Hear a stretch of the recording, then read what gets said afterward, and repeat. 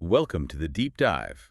Today, we are taking a deep immersion into the world of Adeline Virginia Stephen, who, well, the world knows as Virginia Woolf. A towering figure. Absolutely. One of the 20th century's most essential and, I think, complex literary figures, an architect of modern prose. And the sheer amount of material on her life, it's just vast. It really is. Our sources reflect that. You almost need it because her life itself was as intensely experimental, as searching, and frankly, as conflicted as her novels. That's really where we want to focus today. Our mission, if you like, is to move beyond just the iconic image, that slightly melancholic photograph. Everyone knows that photo. Right, and analyze the actual mechanisms. How did she revolutionize literature? She was pioneering this way of narrating the inner mind, the stream of consciousness, but doing it while wrestling with some profound challenges, severe mental health issues, childhood trauma, and, well, some incredibly difficult, contradictory private views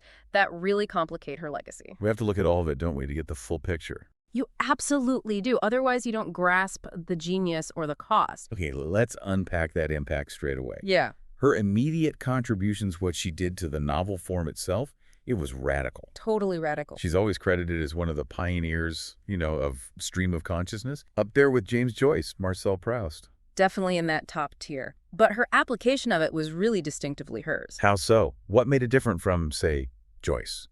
Well, Joyce, especially in Ulysses, he used the technique in this almost maximalist, exhaustive way, just pouring everything out. Right. Woolf, though, employed it with this lyrical quality. She wasn't just recording thoughts. She was capturing the feeling, the receptive consciousness of a character, that internal monologue, the fragmented way memory actually works. So less about cataloging every thought, more about the texture of the inner life. Exactly. Texture's a great word.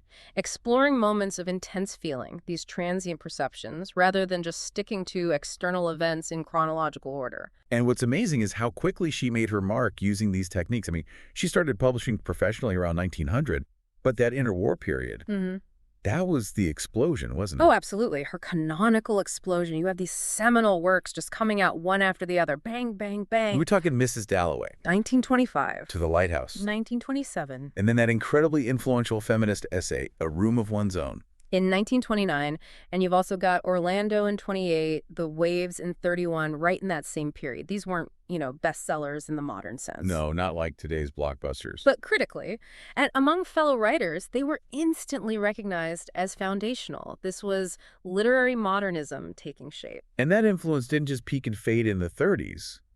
Thinking about her afterlife, her legacy, she becomes absolutely central again for second-wave feminism in the 1970s. Hugely important. They rediscovered works like A Room of One's Own and Three Guineas and saw them as defining texts for women's liberation. They really brought her back into the foreground. And today, her reach is just global. The sources say she's been translated into, over 50 languages? At least. She's not just a British modernist. She's an enduring international figure. It's quite something. There's that amazing statistic, too, about the National Portrait Gallery in London. Oh, yeah, the postcards. They sell more postcards of Virginia Woolf than of anyone else. More than monarchs, politicians. Anyone. It just speaks volumes about her cultural weight, her enduring image, that resonance she still has. But to understand the writer who created these incredibly intense interior worlds, we really need to dig into the roots. Her fierce intellect, yes, but also, tragically, her profound psychological instability. We have to go back to her birth in 1882 in affluent South Kensington. Right, born Adeline Virginia Stephen, and into this, enormous, privileged, highly intellectual Victorian family. Yeah. A blended family, wasn't it? Yes, very much so. Her father was Sir Leslie Stephen, a hugely respected writer, critic, historian. Her mother, Julia Prinsep Jackson, known for her beauty, her philanthropy, work as a nurse, a model. So a powerhouse couple. Definitely. But the family structure itself was complex. 8 children in total in the household. 8. Yeah, from Leslie's previous marriage, Julia's previous marriage, and then the 4 they had together, Vanessa, Thoby, Virginia, and Adrian. Wow. So Virginia grew up navigating this massive, dynamic, probably quite competitive intellectual landscape from day one. Absolutely. And the connections went wide. Yeah. Into the Victorian cultural elite. Her great-aunt was the famous photographer Julia Margaret Cameron. Right. And a cousin was Lady Henry Somerset, the suffragette campaigner. She was immersed in a world where intellect, art, social issues, they were all just constantly swirling around her. It seems clear she was, well, destined for a life of words. Our sources mention she started writing incredibly young, like age 5. Around then, yeah. But by age 10, she wasn't just writing stories, she was acting as an editor, a publisher even. She founded this illustrated family newspaper. The Hyde Park Gate News. That's the one.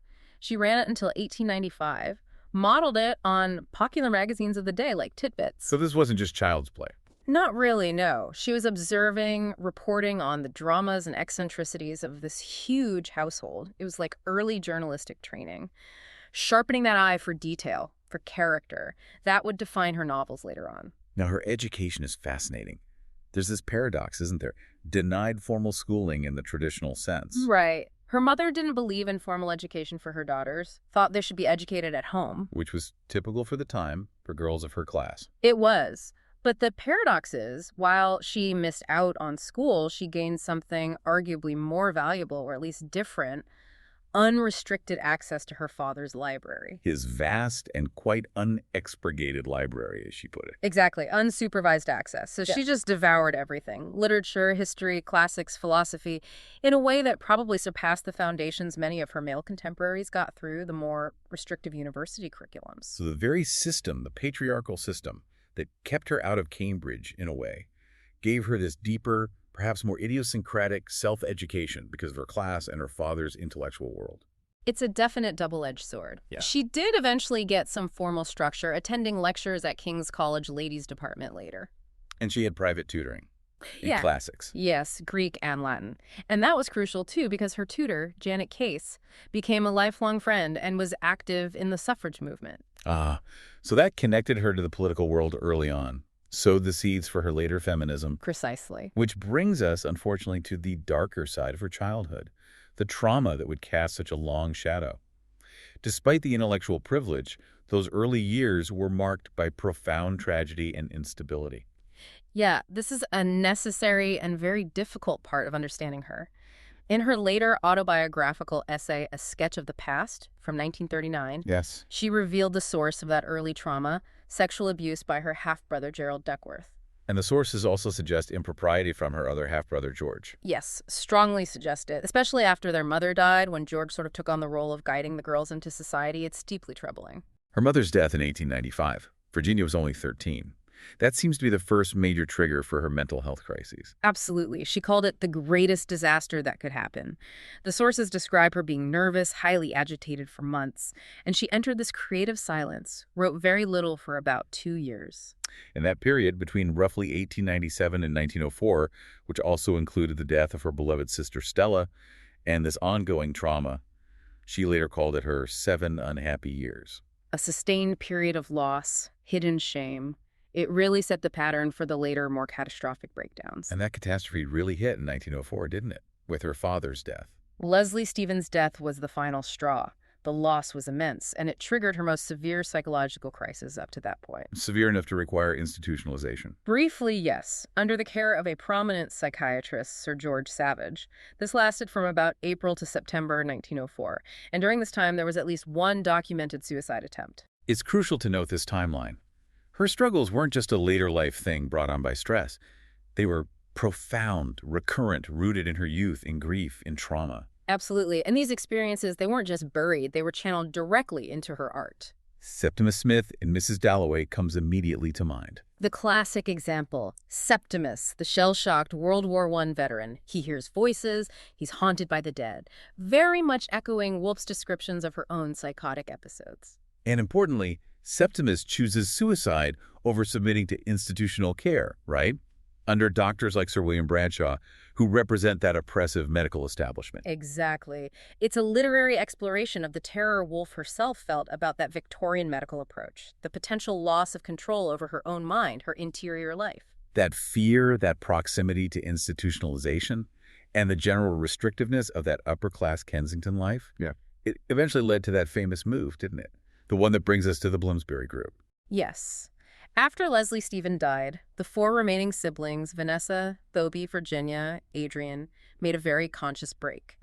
They left South Kensington, left the Duckworth's influence, left the trauma associated with that house. And moved where? To Bloomsbury, a much more affordable area then, seen as more radical, more bohemian, 46 Gordon Square. And the atmosphere they created there, it was revolutionary for the time. Completely. The Bloomsbury Group essentially grew out of that house. They started hosting these intellectual gatherings, the famous Thursday evenings. Trying to recreate the feel of Trinity College, Cambridge. Exactly, where their brother Thoby had been. They wanted that freedom, that intellectual intensity. This wasn't just a book club, though. Oh no, far from it. It was this tight-knit community, bound by a shared philosophy, really, derived from G.E. Moore's Principia Ethica. They valued friendship, aesthetic pleasure, intellectual honesty above everything. And the core members were Thoby's friends initially. Yes.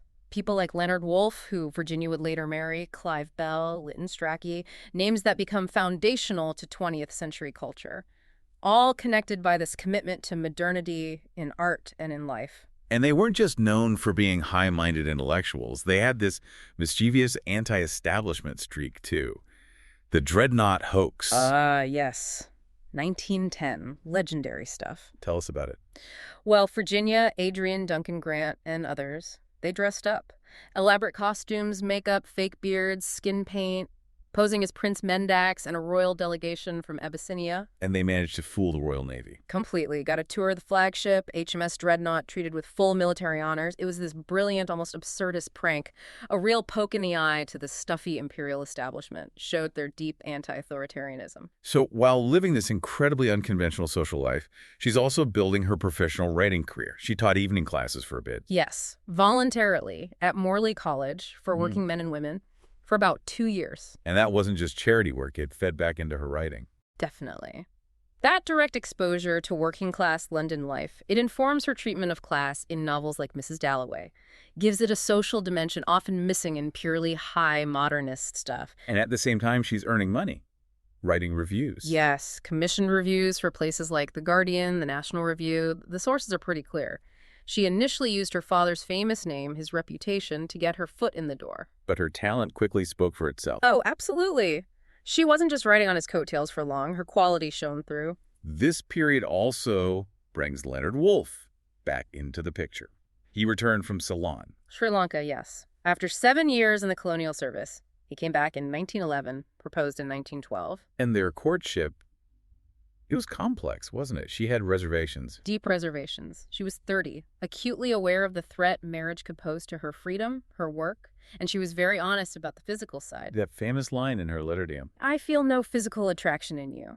Stark honesty, as you said. Yet they married. August 1912.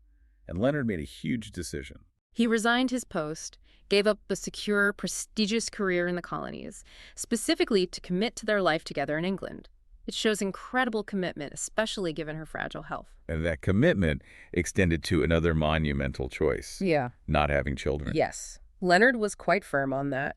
He believed Virginia was, in his words, not mentally strong enough to be a mother. He worried constantly that pregnancy, childbirth, the strain of it all would trigger another breakdown, perhaps a fatal one. So the marriage itself became this kind of protective space for her genius. In many ways, yes. Deliberately constructed that way. And that fragility wasn't just theoretical. The stress of publishing her first novel, The Voyage Out. The simple act of reading and correcting proofs. It triggered a massive crisis in 1913, led to a near-fatal overdose of the sedative Veronal. She was saved by Geoffrey Keynes, the surgeon. Yes, and that near-death experience was the direct catalyst for their next big venture together, the Hogarth Press. Right, started in 1917, initially partly as therapy. That was Leonard's thinking. If Virginia could publish her own work using a small hand press at home in Richmond, she could avoid the stress, the delays, the rejections, the critical feedback from conventional publishers that might trigger another collapse. Control the process. Exactly. But it quickly became much, much more than just a therapeutic hobby. It became a major force in literature. A vital hub for the whole avant-garde movement. Their first publication was tiny. 2 stories, 1917, one by her, one by Leonard, printed and bound by themselves. But from there, it just took off. They published T.S. Eliot's The Waste Land when other publishers balked. a huge deal. Massive. They published Catherine Mansfield, who was a friend but also a significant literary rival to Virginia, and maybe most crucially, they published the first complete English translation of Sigmund Freud. All of Freud's works. That's incredible. It fundamentally changed how the English-speaking world thought about the mind, trauma, the unconscious, the very things Woolf explored in her fiction.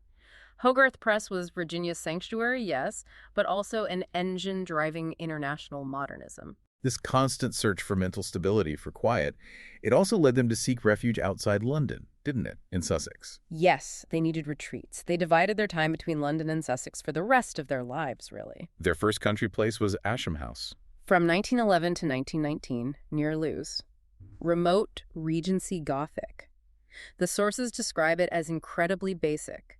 No electricity, no running water. Supposedly haunted. And atmospheric. Very. But Virginia found deep happiness there, finished the voyage out, worked on night and day. It was a necessary escape from the sensory overload of London. And after Ascham, they found Monk's House. In Rodmell, 1919.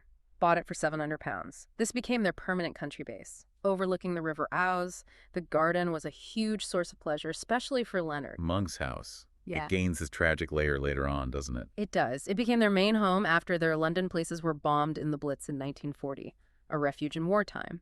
But yes, it was also from Monk's House, overlooking that same River Ouse that she walked down to end her life. Let's shift focus now to the work itself, the peak of her achievement. She's called, rightly, arguably the major lyrical novelist in the English language. Her novels are so experimental because they refract the narrative through, what? The characters' minds. Precisely. Through their receptive consciousness, as the critics say, it's where her intellect and her own intense inner experiences fuse. The world she shows you isn't objective, told by some all-knowing narrator. Yeah. It's filtered through the specific, often unreliable, subjective experience of her characters. Time itself bends, stretches, governed by memory and emotion, not just the clock. Take Mrs. Dalloway. On the surface, it's just one day. A society host is planning a party. Right. Seems simple. But structurally, it's this incredible web of consciousnesses bumping up against each other. You have Clarissa Dalloway, with her anxieties, her reflections on aging, love, society. And interwoven with that, completely separate but simultaneous, is the tragic story of Septimus Smith, the shell-shocked veteran. They never meet, do they? Never meet. But they're linked by the city, by that single day, and by this shared, profound struggle to navigate their inner lives against society's demands. It's masterful weaving. And to the Lighthouse. Huh. The treatment of time there is just breathtaking. Especially that middle section, time passes. Oh, that's one of modernism's most stunning achievements. Compressing 10 years into just a few pages, showing the house decaying, the family suffering losses, all happening almost outside human focus, marked by the rhythm of nature, the lighthouse beam. It's like time itself is the main character there. In a way, yes. And the sea, you mentioned it earlier, it's everywhere in her work, always linked back to those pre-trauma childhood holidays in St. Ives, Cornwall. Even down to the punctuation. I read something about the semicolon. Yeah, critics have noted that. She uses semicolons constantly, linking these fragmented thoughts. And its shape, its function of connecting but also separating.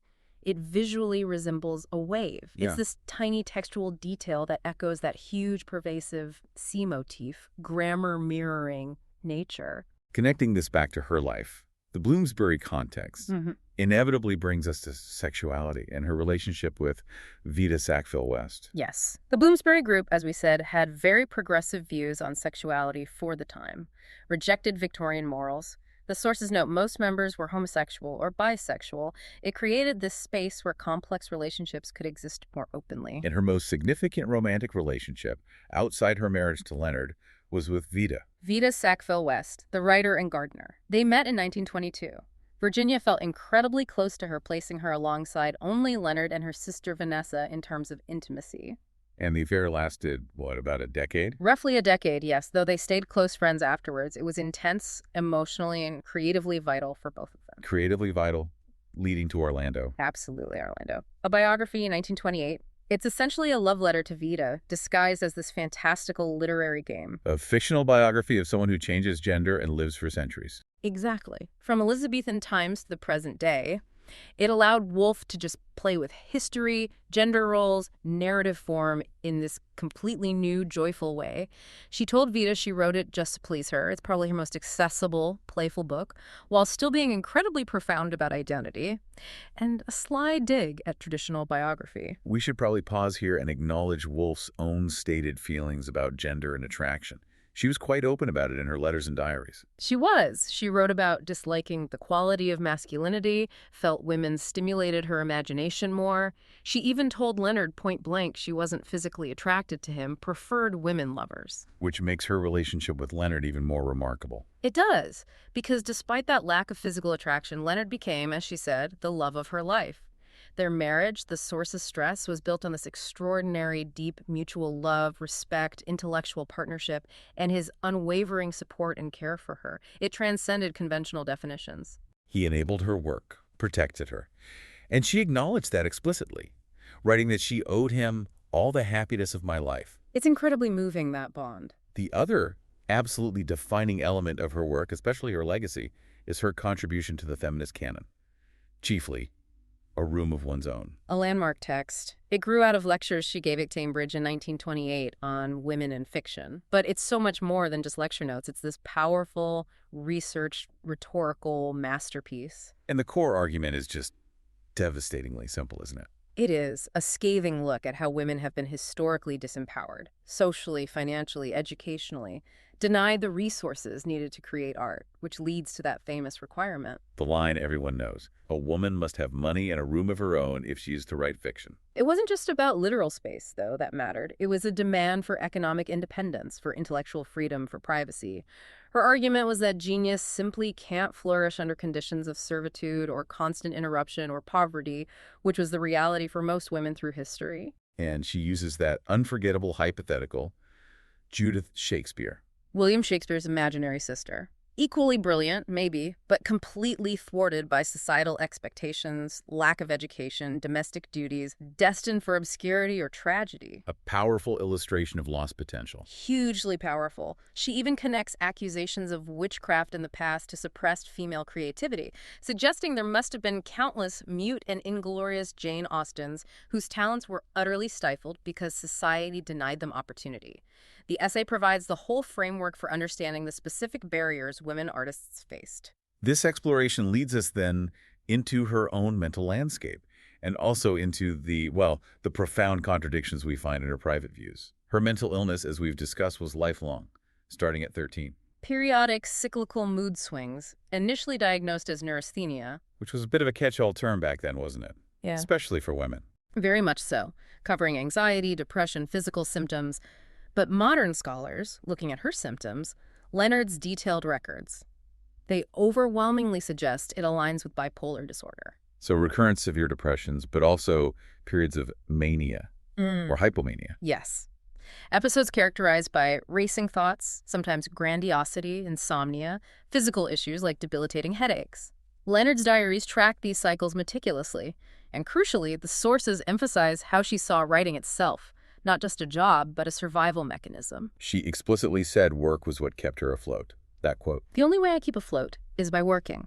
Directly I stop working, I feel that I am sinking down. That metaphor, sinking underwater. It became her shorthand for depression, for psychosis setting in. But what's fascinating and also disturbing is that she didn't just see madness as the enemy. She saw it as intrinsically linked to her creativity. She called madness terrific. Yes, and said, in its lava, I still find most of the things I write about. It was both the source of immense suffering and, in her view, the raw material for her unique vision, the disease and the source. Leonard consulted so many doctors, but that neurasthenia diagnosis offered little real help. The standard prescription was rest, quiet. Avoid exertion, mental or physical, which was impossible for someone like Virginia Woolf. And any strain, emotional or intellectual, just seemed to trigger the symptoms again. This raises such a difficult challenge for us as readers looking back. We see her public self, this fierce, intellectual, anti-colonialist, anti-militarist, pacifist, the author of 3 Guineas condemning fascism and patriarchy. A progressive icon in many ways, she aimed for an atheist's religion of doing good for the sake of goodness, as she put it in Mrs. Dalloway. Raised agnostic, identified as atheist, critical of Christianity. But then how do you square that with the contradictions in her private writings? the lack of that humanist generosity towards certain groups. It's a huge tension. And we have to report impartially what the sources show. Her private writings, diaries, letters, they contain undeniably prejudicial sentiments. Classism, for example. Yes, sometimes expressed very harshly. Quotes like, "The fact is the lower classes are detestable." There are also recorded prejudices against disabled people, even suggesting, chillingly, that imbeciles should certainly be killed. And this complexity becomes most acute when discussing her views on Jewish people, which is deeply uncomfortable, given her marriage to Leonard Woolf, who is Jewish. It is. Her private correspondence contains frankly disturbing examples of anti-Semitism. That 1930 letter to Ethel Smith. Yes, where she writes explicitly about hating marrying a Jew, mentioning nasal voices and their oriental jewelry and their noses, and diary entries where she expresses distaste for the Jewish voice or laugh. It's jarring. How do we even begin to contextualize that? Well, context doesn't excuse it, but it's important to note this existed alongside their intense fear and hatred of Nazism and its virulent anti-Semitism in the 1930s. They were terrified of a Nazi invasion. They had a suicide pact, didn't they? Kept petrol ready at Monk's house. Yes. To kill themselves rather than be captured. So this profound personal prejudice coexisted with a principled public anti-fascism and a personal life deeply intertwined with a Jewish husband she clearly loved. It points to deep, unresolved internal conflicts, rooted perhaps in her Victorian class-bound upbringing. That seems likely. These weren't just abstract ideas. They were ingrained biases she wrestled with, often unsuccessfully in private, even while fighting external oppression publicly.